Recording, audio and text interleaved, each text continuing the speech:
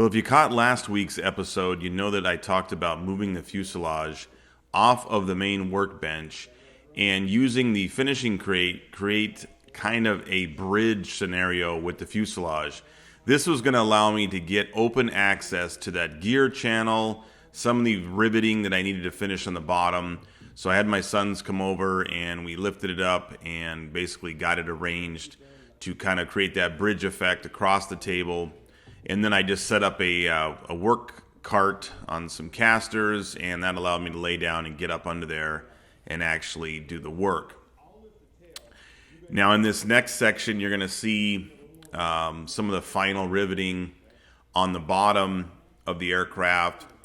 This is the area where the front and rear fuselages meet together, and you have to put that whole row of A5 rivets in there. So here you can see me doing that, and basically got all those finished up.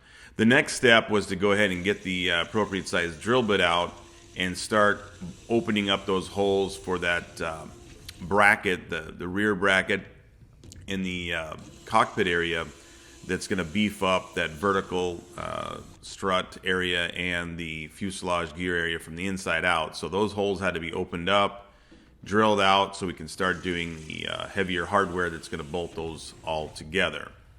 So I went ahead and opened up all these holes and then took that bracket, which also needed its holes opened up a little bit larger for the A5 and I believe A6 rivets.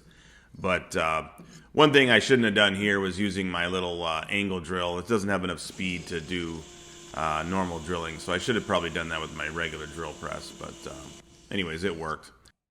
And then I just wanted to go ahead and clean up the bracket on the sander and clean up the holes and the edges, take some of them sharp edges off of there so that we could get these brackets ready to be primed and installed.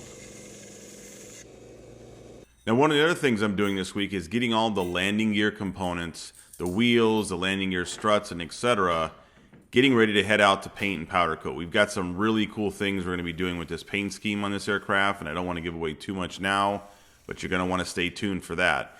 Here I'm actually rounding off the edges of the landing gear skid just to take off the sharp edges and give it a little bit more aerodynamic look there. I then went ahead and started working on laying out and drilling the gear legs, which requires drilling 4 holes in the main gear.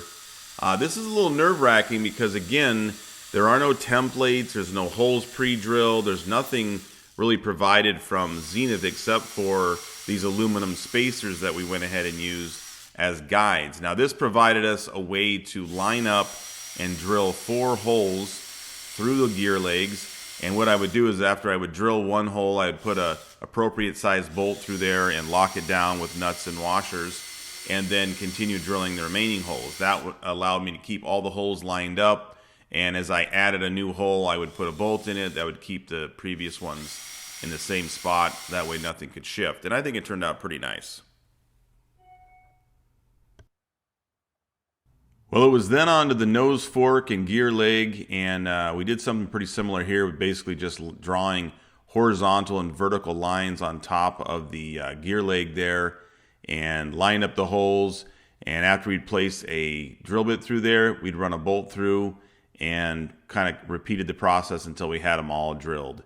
And that finished up all the drilling I needed to do on the landing gear parts that we want to send out to powder coat. Hey guys, this is usually the part of the video where I give you kind of a summary of what we did for the week and where we're going next week and all that good stuff. Unfortunately, this has not been a super productive week, and I'm going to tell you why. Yesterday, October 30th, Friday, my father-in-law, who you've seen in previous videos, he helped me when I first got the fuselage going together in week 1 of the build. He's helped kind of throughout. He had been kind of ailing and had been ill for a long time. We actually moved him into our home. My mom and him together here at our house. And he was ill, but you know, he was getting through some things. He was a little bit more mobile being out here. He passed away yesterday morning. So Pretty hard situation. My wife comes from a family of 9 kids. He was an awesome dad to not only his kids, but to me, being a son-in-law, to my kids. Had somewhere like 32 grandkids, many more great grandkids.